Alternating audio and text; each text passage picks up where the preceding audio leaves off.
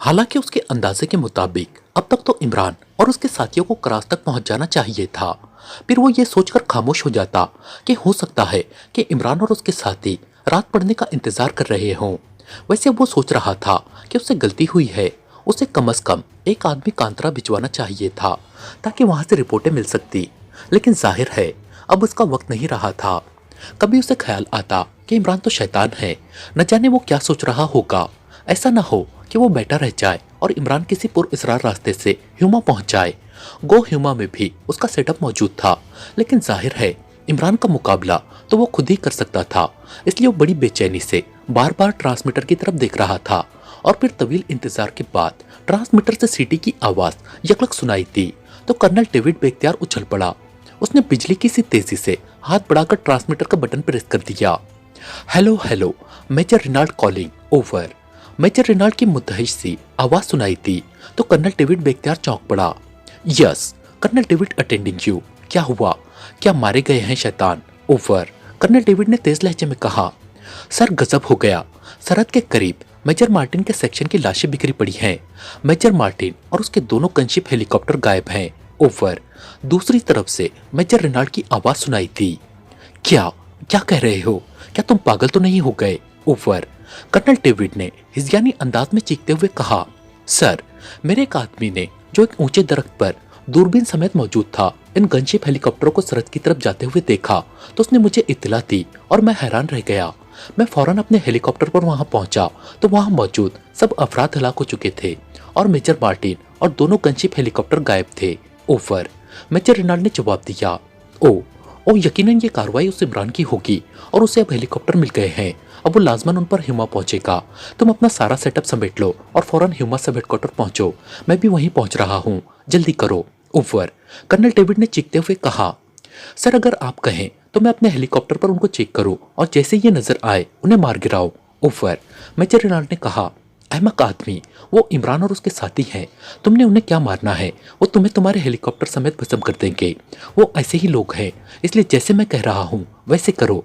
Over and all, colonel David ने चीखते हुए कहा और उसके साथ ही उसने ट्रांसमीटर ऑफ कर दिया और उठकर दौड़ता हुआ बाहर पहुंच गया। थोड़ी देर बाद उसका खुसूसी हेलीकॉप्टर तेजी से परवास करता हुआ ह्यूमा की तरफ बढ़ा चला जा रहा था। ह्यूमा पहुंचकर उसने सब हेडक्वार्टर के बाहर हेलीकॉप्टर उतरवाया और फिर वो नीचे उतरकर दौड़ता हुआ अपने सब हेडक्वार्टर के ऑफिस में दाखिल हुआ, जहां मेज पर ट्रांसमीटर मौजूद था। उसने उस पर मेजर रेनाल्ड की खुसूसी फ्रीक्वेंसी एडजस्ट की और फिर बटन ऑन करके उसने बार बार कॉल देना शुरू कर दी। Hello hello, colonel David calling, over. Colonel David ने मुसलसल कॉल देते हुए कहा। Yes sir, major Reynold attending you, over. थोड़ी देर बाद मेजर रेनाल्ड की आवाज सुनाई दी। तुम कहाँ हो? अब तक यहाँ ह्यूमा क्यों नहीं पहुंचे? ओवर। कर्नल डेविड ने चीखते हुए कहा। जनाब, मैंने वो दोनों हेलीकॉप्टर शाम की सरहद से निकलकर बहरे गलीले की तरफ जाते देखे हैं। मैं उनका ताकुब कर रहा हूँ और मौका मिलते ही मैं उन्हें आसानी से हिट कर दूंगा। ओवर। मेजर रेनाल्ड ने जवाब देते हुए कहा। अगर उन्हें हिट करना है तो बहरे गलीले से पहले ही हिट कर दो, वरना वहां वो ब्लैक आई और उसका कर्नल माइक मौजूद होगा। वो सारा क्रेडिट अपने खाते में डाल लेगा। ओवर। कर्नल डेविड ने कहा। Yes sir, over. Major Reynold ने कहा। तुमने खुसूसी ट्रेनिंग ली हुई है या नहीं? ओवर। कर्नल डेविड ने पूछा। यस सर, और न सिर्फ गनशिप पायलट की ट्रेनिंग ली हुई है बल्कि मैंने इस फील्ड में 1 RC भी हासिल किया हुआ है। ओवर। मेजर रेनाल्ड ने जवाब देते हुए कहा। फिर ठीक है, लेकिन इसके बावजूद इंतहाई होशियार रहना। इमरान और उसके साथी मुजस्सिम शैतान हैं। ओवर। कर्नल डेविड ने कहा। Yes sir, over. दूसरी तरफ से कहा गया। मुझे फौरी रिपोर्ट देना, over and all. Colonel David ने कहा और उसके साथ ही उसने ट्रांसमीटर ऑफ किया और फिर मेज पर पड़े हुए फोन का रिसीवर उठाकर उसने तेजी से नंबर प्रेस करने शुरू कर दिए। मेजर रॉजर बोल रहा हूँ। दूसरी तरफ से एक मर्दाना आवाज सुनाई थी। ये ह्यूमा सब हेडक्वार्टर का इंचार्ज था। कर्नल डेविड बोल रहा हूँ। ह्यूमा में मौजूद अपने तमाम आदमियों को रेड अलर्ट कर दो और तुमने भी रेड अलर्ट रहना है। पाकिस्तानी एजेंट 2 गनशिप हेलीकॉप्टरों में सवार हैं। हो सकता है कि वो हेलीकॉप्टरों के जरिए ही ह्यूमा में दाखिल हो। तुमने उन्हें हर सूरत में मार गिराना है, बगैर अता पता किए। सुना है तुमने? कर्नल डेविड ने चीखते हुए कहा। लेकिन गनशिप हेलीकॉप्टर तो मेजर रेनाल्ड के पास भी है जनाब, इसलिए तस्दीक तो जरूरी होगी जनाब। मेजर रॉजर ने कदरे सहमे हुए लहजे में कहा। मैं कह रहा हूँ कि तुमने बगैर अता पता किए गनशिप हेलीकॉप्टरों को मार गिराना है और तुम मुझे मशवरा दे रहे हो। नॉनसेंस। अगर उसमें मेजर रेनॉल्ड भी मर जाता है तो इसराइल को उसकी कोई परवाह नहीं, लेकिन इन शैतान एजेंटों की मौत जरूरी है। अगर तुम तस्दीक के चक्कर में पड़ गए तो वो तुम्हारे सरों पर पहुंच जाएंगे। नॉनसेंस। कर्नल डेविड ने हिजयानी अंदाज में चीखते हुए कहा। यस सर, आप दुरुस्त फरमा रहे हैं सर, दूसरी तरफ से सहमे हुए लहजे में कहा गया। और सुनो, अगर कोई कोताही हुई तो मैं अपने हाथों से तुम्हें गोली मार दूंगा, कर्नल डेविड ने चीख कर कहा और उसके साथ ही उसने एक झटके से रिसीवर क्रेडल पर पटक दिया। इमरान अपने साथियों समेत 2 गनशिप हेलीकॉप्टरों में सवार शाम की सरहद के अंदर उड़ते हुए वापस लाबान की सरहद की तरफ बढ़े चले जा रहे थे। गनशिप हेलीकॉप्टरों में क्योंकि फालतू आदमियों के बैठने की गुंजाइश नहीं होती, इसलिए उसके साथी 2 हेलीकॉप्टरों में बैठे हुए थे। इमरान के साथ सफदर था, जबकि दूसरे हेलीकॉप्टर की पायलट सीट पर तनवीर और उसके साथ जूलिया थी, जबकि कैप्टन शकील उगबी तरफ तकरीबन ठुसा हुआ बैठा था। सफदर और तनवीर न सिर्फ दोनों गनशिप हेलीकॉप्टर ले आए थे, बल्कि वो मेजर मार्टिन को भी बेहोश करके साथ ले आए थे। और फिर मेजर मार्टिन से उन्हें तमाम सूरत हाल का इल्म हो गया था और ये भी मालूम हो गया था कि ब्लैक आई के कर्नल माइक ने बहरे गलीली के साथ इलाका सनेले में हेडक्वार्टर बनाया हुआ है और वो वहां मौजूद है, ताकि जैसे ही इमरान और उसके साथी वहां पहुंचे वो उन्हें हलाक कर सके। गो मेजर मार्टिन को यह मालूम न था कि ह्यूमा में वो लेबोरेटरी कहाँ है जहां फार्मूला मौजूद है, लेकिन उसने अपने तौर पर यह टिप दी थी कि वो GP5 में शामिल होने से पहले मिलिट्री के उस शोबे में था जिसका काम साइंसी लेबोरेटरियों की निगरानी होती थी, और उसे रिकॉर्ड से ही मालूम हुआ था कि ह्यूमा के इलाके सबात में लेबोरेटरी मौजूद है और इमरान के लिए इतना ही काफी था। उसने प्रोग्राम यही बनाया था कि वो शाम की सरहद के अंदर प्रवास करता हुआ सरहद के करीब पहुंचकर अचानक मुड़कर सहरा में दाखिल हो जाएगा। उसने हेलीकॉप्टर का ट्रांसमीटर 0 फ्रीक्वेंसी पर ऑन किया हुआ था, क्योंकि उसे खतरा था कि कहीं मेजर रेनाल्ड और कर्नल डेविड को गनशिप हेलीकॉप्टरों के बारे में मालूम हो गया तो फिर वो उनका ताकुब भी कर सकते हैं। इसलिए उसने 0 फ्रीक्वेंसी पर उसे ऑन कर दिया था, ताकि अगर कोई कॉल हो तो वो सुन सके। और फिर अचानक ट्रांसमीटर से सीटी की आवाज सुनाई दी तो इमरान और सफदर दोनों चौंक पड़े। ये कॉल मेजर रेनाल्ड की थी, जो कर्नल डेविड को बता रहा था कि वो 2 गनशिप हेलीकॉप्टरों पर पाकिस्तानी एजेंटों का ताकुब कर रहा है और उसने 1 आरसी हासिल किया हुआ है और उन्हें मार गिराएगा। चुनांचे इमरान समझ गया कि वो उनका बाकायदा और महाराना अंदाज में ताकुब कर रहा है, क्योंकि वो 1 आरसी के बारे में जानता था। ये उसे दिया जाता है जो लड़ाका तैयारों का माहिर हो।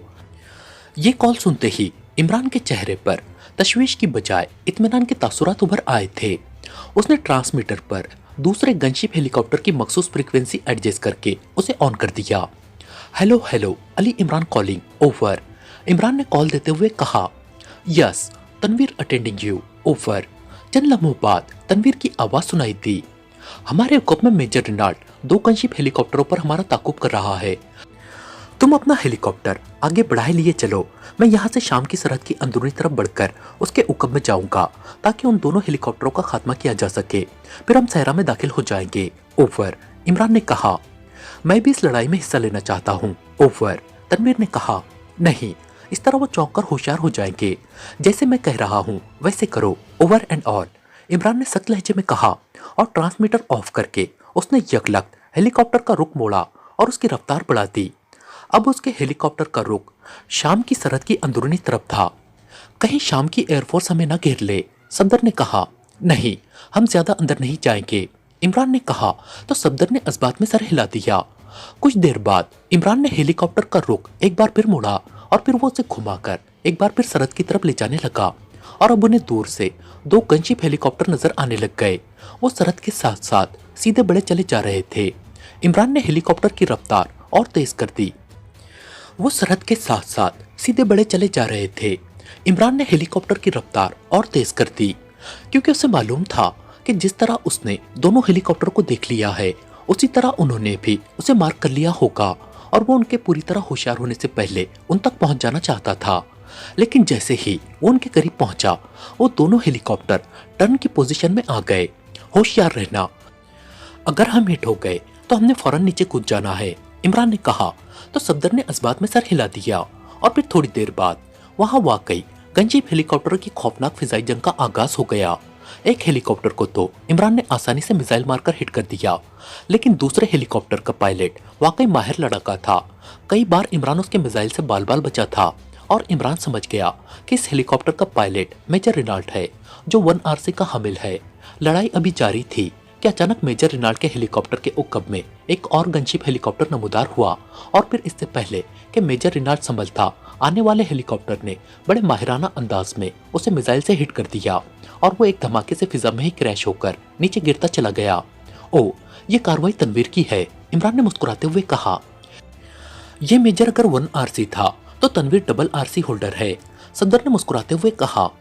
इसीलिए तो मैंने जूलिया को उसके साथ बिठाया था ताकि वो वाकई डबल RC हो जाए, इमरान ने जवाब दिया। और उसी लम्हे ट्रांसमीटर से सिग्नल मौसूल हुआ। Hello hello, Tanvir calling, over. Tanvir की पुरजोश आवाज सुनाई थी। वेरी गुड तनवीर, तुमने वाकई कमाल कर दिया है, लेकिन तुम वापस क्यों आ गए थे? ओवर, इमरान ने बटन ऑन करते हुए कहा। मुझे मालूम था कि तुम अकेले 2 हेलीकॉप्टरों को ना गिरा सकोगे, इसलिए मैं वापस आ गया था। ओवर, तनवीर की मसरत भरी आवाज सुनाई थी। ठीक है, तुमने वाकई अक्लमंदी से काम लिया है, इसलिए तो मैंने तुम्हारे साथ जूलिया को भेजा था ताकि तुम अक्लमंदी का मुजाहरा करो और मेरा स्कोप बन जाए। ओवर, इमरान ने जवाब देते हुए कहा। तुम्हारा स्कोप मेरी जिंदगी में तो नहीं बन सकता, इसे लिख लो। अब बताओ कि हमने क्या करना है? ओवर, तनवीर ने जवाब देते हुए कहा। अब हमने सीधा ह्यूमा पहुंचना है, लेकिन ह्यूमा के आसार देखते ही ह्यूमा आने से पहले हेलीकॉप्टर हमें सहरा में छोड़ने होंगे, वरना हमें मार गिराया जाएगा। ओवर, इमरान ने इस बार संजीदा लहजे में कहा। लेकिन उस कर्नल माइक का क्या होगा? ऐसा ना हो कि वो हमारे उक्कब में पहुंच जाए, लेकिन हम पैदल कैसे आगे बढ़ेंगे? ओवर, तनवीर ने कहा। वहाँ ह्यूमा में कर्नल डेविड पहुंच चुका है और वहाँ उसका पहले से सेटअप है, इसलिए हो सकता है कि वहाँ उन्होंने तैयारा शिकन मिसाइल फिट कर रखे हों। वो ऐसा ही आदमी है। ओवर, इमरान ने कहा। ठीक है, ओवर एंड ऑल, तनवीर ने जवाब दिया। तो इमरान ने ट्रांसमीटर ऑफ कर दिया। अब वो दोनों हेलीकॉप्टर एक दूसरे के आगे पीछे उड़ते हुए तेजी से बराह रास्त ह्यूमा की तरफ बढ़े चले जा रहे थे। कर्नल माइक इलाका सनीला में अपने हेडक्वार्टर में मौजूद था। मेजर जेम्स बहरे गलीले के इब्तदाई इलाके में गया हुआ था ताकि पाकिस्तानी एजेंट जैसे ही वहां पहुंचे वो उनका खात्मा कर सके, लेकिन तवील वक्त गुजर गया था और अभी तक कोई हौसला अफजा रिपोर्ट नहीं मिली थी। यहाँ उनके पास चूंकि वायरलेस फोन मौजूद था, इसलिए उन्हें ट्रांसमीटर इस्तेमाल करने की जरूरत न थी। अब कर्नल माइक बैठा सोच रहा था कि यकीनन उसे सारी रिपोर्टें गलत मिली है। पाकिस्तानी एजेंट इधर नहीं आएंगे, वरना वो अब तक यहाँ पहुंच जाते। कि अचानक फोन की घंटी बज उठी तो कर्नल माइक ने हाथ बढ़ाकर रिसीवर उठा लिया। ह्यूमा से कैप्टन जैक्सन बोल रहा हूँ जनाब। दूसरी तरफ से एक मर्दाना आवाज सुनाई दी तो कर्नल माइक बेख्तियार उछल पड़ा, क्योंकि उसका तो ख्याल था कि कॉल मेजर जेम्स की तरफ से होगी। ह्यूमा से आने वाली कॉल का तो उसे तस्वुर तक न था। तुम कैसे कॉल की है?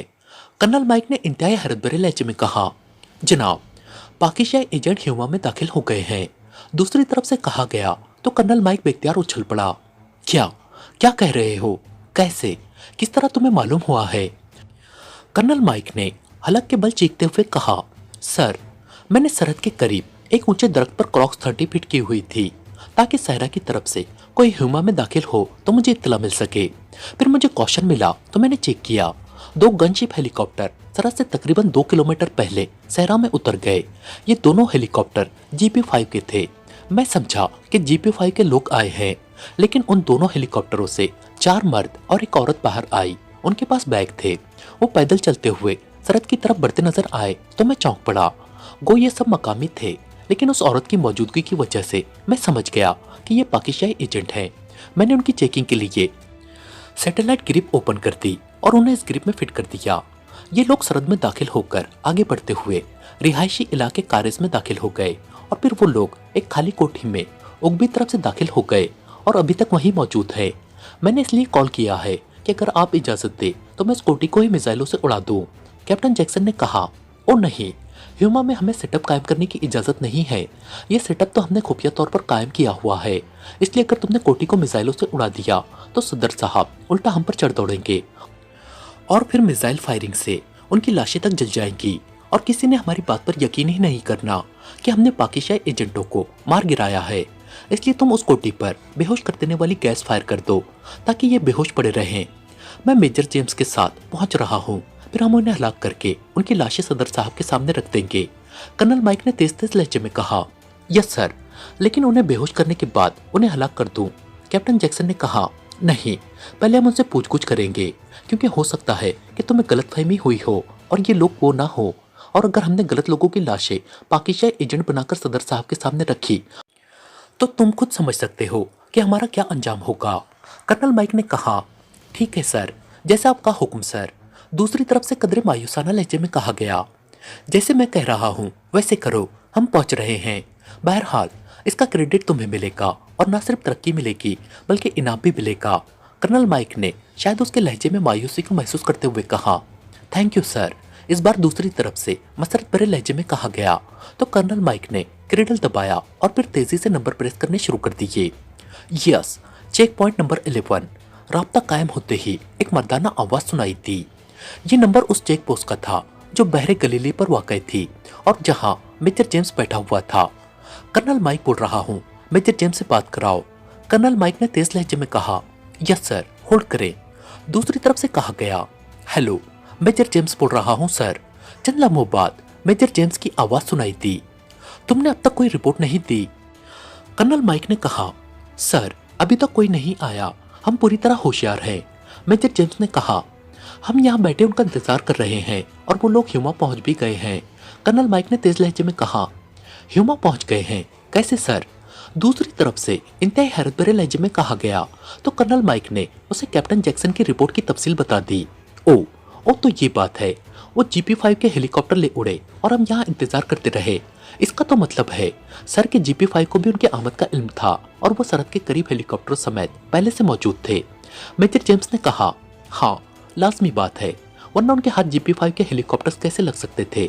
बहरहाल तुम वापस आ जाओ, अब हमने ह्यूमा पहुंचना है, फौरन आ जाओ। कर्नल माइक ने कहा और रिसीवर रख दिया। फिर थोड़ी देर बाद मेजर जेम्स अंदर दाखिल हुआ। उसके साथ ही फोन की घंटी बज उठी तो कर्नल माइक ने हाथ बढ़ाकर रिसीवर उठा लिया। यस, कर्नल माइक बोल रहा हूँ। कर्नल माइक ने तेज लहजे में कहा, कैप्टन जैक्सन बोल रहा हूँ सर, आपके हुक्म की तामील कर दी गई है और उस ग्रुप को बेहोश कर दिया गया है। दूसरी तरफ से कहा गया, कौन सी गैस फायर की है तुमने? कर्नल माइक ने तेज लहजे में कहा, 46F सर। दूसरी तरफ से कहा गया, ठीक है, अब ये 72 घंटों से पहले किसी सूरत होश में नहीं आ सकते। हम वापस आ रहे हैं, तुम ख्याल रखना। GP5 के लोगों को किसी सूरत इनका इल्म नहीं होना चाहिए। कर्नल माइक ने कहा, बॉस अगर आप हुक्म दे तो इन्हें उस कोठी से उठाकर सब हेडक्वार्टर पहुंचा दिया जाए, इस तरह ये मुकम्मल तौर पर महफूज रहेंगे। कैप्टन जैक्सन ने कहा, हाँ ये बेहतर रहेगा, हमारे पहुंचने तक तुम ये काम कर लो। कर्नल माइक ने कहा और रिसीवर रखकर उठ खड़ा हुआ। आओ मेजर, कुदरत ने हमारा साथ दिया है और क्रेडिट हमें मिल गया है। कर्नल माइक ने सामने खड़े मेजर जेम्स से कहा तो मेजर जेम्स ने इस्बात में सर हिला दिया। कर्नल डेविड ह्यूमा के सब हेडक्वार्टर में बैठा मेजर रेनाल्ड की तरफ से किसी रिपोर्ट का इंतजार कर रहा था कि फोन की घंटी बज उठी और उसने हाथ बढ़ाकर रिसीवर उठा लिया। फोन की वजह से वो समझ गया था कि ये कॉल मेजर रेनाल्ड की नहीं हो सकती, क्योंकि वो ट्रांसमीटर पर ही कॉल कर सकता था। कर्नल डेविड बोल रहा हूँ। कर्नल डेविड ने अपने मखसूस लहजे में कहा, प्रांग बोल रहा हूँ सर। दूसरी तरफ से एक मर्दाना आवाज सुनाई थी। यस, क्यों कॉल की है? कर्नल डेविड ने तेज लहजे में कहा, हमारे 2 हेलीकॉप्टर यहाँ सरहद से 2 किलोमीटर अंदर सहरा में मौजूद हैं जनाब। प्रांग ने कहा, क्या क्या कह रहे हो? हमारे 2 हेलीकॉप्टर, क्या मतलब?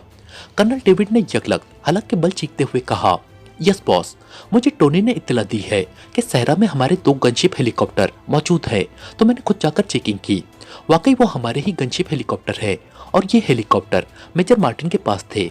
प्रांग ने जवाब देते हुए कहा, ओ वेरी बैड, इसका मतलब है कि वो शैतान ह्यूमा में दाखिल होने में कामयाब हो गए हैं। वेरी बैड, तुम ऐसा करो कि फौरी तौर पर हेलीकॉप्टर भिजवाकर शाम की सरहद के करीब सहरा को चेक कराओ।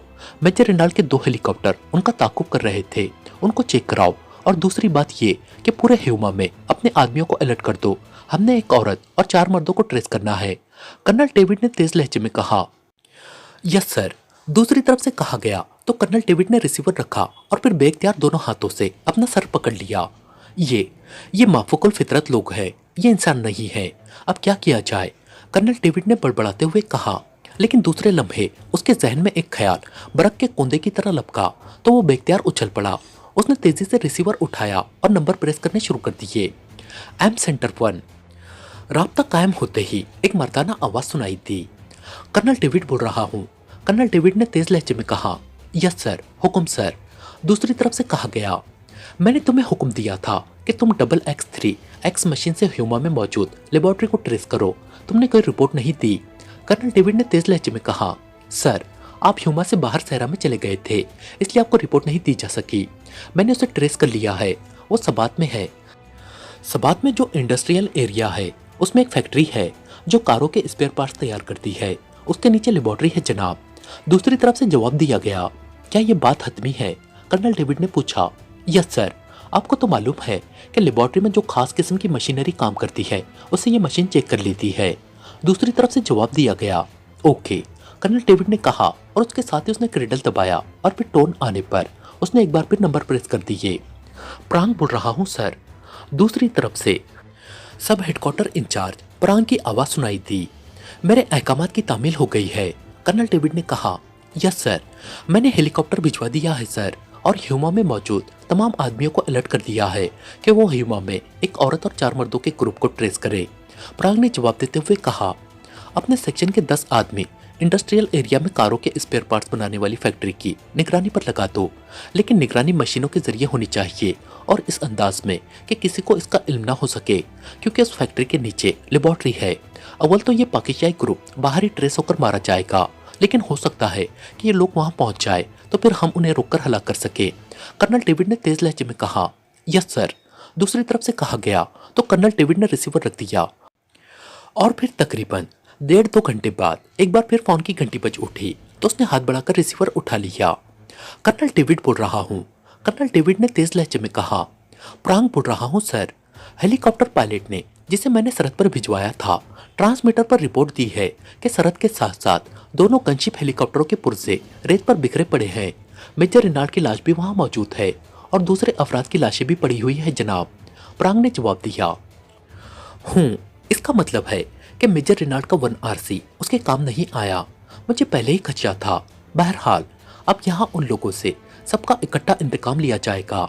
तुमने लेबोरेटरी की निगरानी के अहकाम दिए हैं या नहीं? कर्नल डेविड ने कहा। यस सर, निगरानी शुरू हो चुकी है सर। दूसरी तरफ से मुअद्दबाना लहजे में कहा गया।